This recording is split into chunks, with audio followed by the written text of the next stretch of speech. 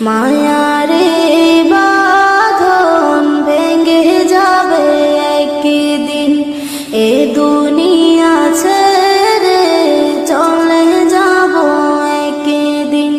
মায়ারে বাঁধন ভেঙে যাবে একদিন, আসবো না আমি আর এ ভুবনে কোনদিন, আসবো না আমি আর এ ভুবনে কোনদিন, এ দুনিয়া ছেড়ে চলে যা।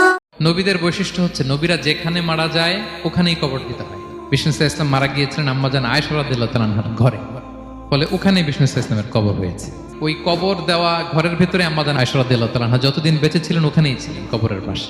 আমরা যখন নবী সাল্লাল্লাহু আলাইহি ইসলামকে সালাম দেই, দুরূদ পাঠ করি, বিষ্ণু ইসলাম কবর থেকে ওই সালামের উত্তর দেন।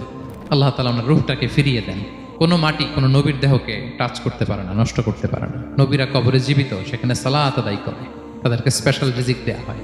এরপরে বাবা মারা গেলেন আবু বকর, বিষ্ণু ইসলামের পাশে কবর দেয়া হলো, বাবা আর স্বামীর পাশেই থাকলেন।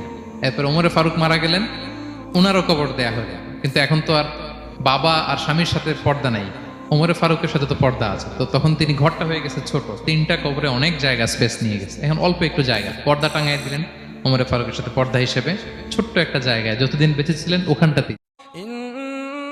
المسلمين والمسلمات والمؤمنين والمؤمنات والقانتين والقانتات والصادقين والصادقات والصابرين والصابرات والخاشعين والخاشعات والمتصدقين والمتصدقات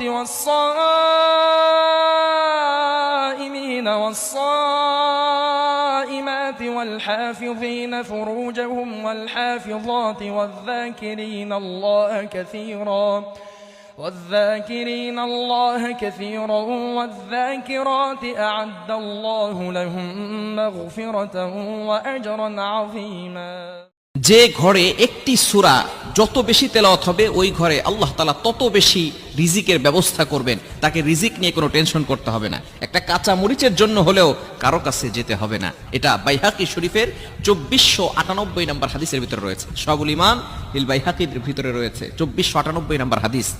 নবীজি সাল্লাল্লাহু আলাইহি ওয়াসাল্লামের সাহাবী হযরত ওসমান রাদিয়াল্লাহু তাআলা আনহু যখন খেলাফত আসলেন, যখন তার শাসনামল চলল, এমন সময় আব্দুল্লাহ ইবনে মাসউদ রাদিয়াল্লাহু তাআলা আনহু তিনি অসুস্থ হয়ে পড়লেন। ওসমান রাদিয়াল্লাহু তাআলা আনহু তাকে দেখতে গেলেন। আমরা অনেক সময় মানুষ অসুস্থ হয়ে গেলে দেখতে যাই না। এটা হচ্ছে নবী সাল্লাল্লাহু আলাইহি সাল্লামের আদর্শ, সাহাবায়ে কেরামদের আদর্শ। যখনই কোনো মানুষ অসুস্থ হয়ে যেতেন, আপনার সহপাঠী, আপনার প্রতিবেশী অসুস্থ হয়ে গেলে আপনি তাকে দেখতে যান, তার জন্য কিছু হাদিয়া নিয়ে যান। সে হয়তো অসহায় অবস্থা আছে, চিকিৎসা করাতে পারছে না, আপনি তার কাছে যাবেন। আপনি কি জানেন জুম্মার দিন কেন এত গুরুত্বপূর্ণ? নাম্বার 1, জুম্মার দিন এই দুনিয়া তৈরি করা হয়েছে। নাম্বার 2, জুম্মার দিন হযরত আদম আলাইহিস সালামকে মাটি থেকে বের করা হয়েছে। নাম্বার 3, জুম্মার দিন ইউনুস আলাইহিস সালামকে মাছের পেট থেকে মুক্ত করা হয়েছে। 4 নাম্বার, জুম্মার দিন ইসলামের প্রথম যুদ্ধ হয়েছে। নাম্বার 5, জুম্মার দিন মক্কা বিজয় হয়েছে।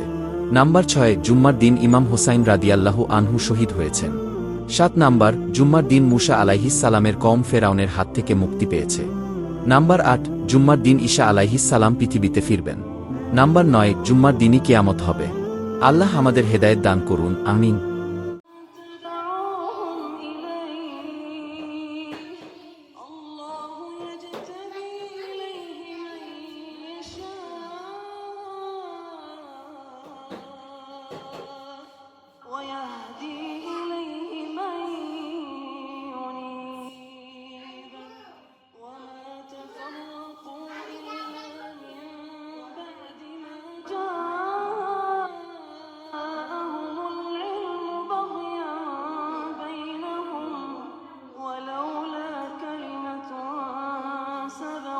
من ربك إلى أجل مسمى لقضي بينهم وإن الذين أورثوا الكتاب من بعدهم لفي شك منه مريب فلذلك فادع واستقم كما أمرت ولا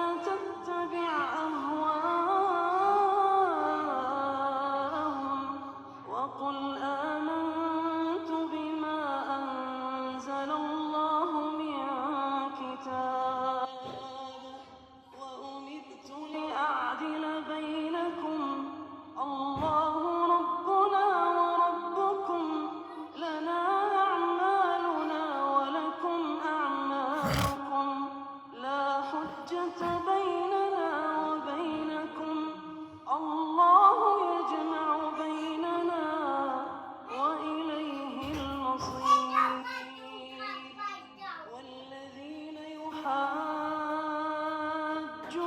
في الله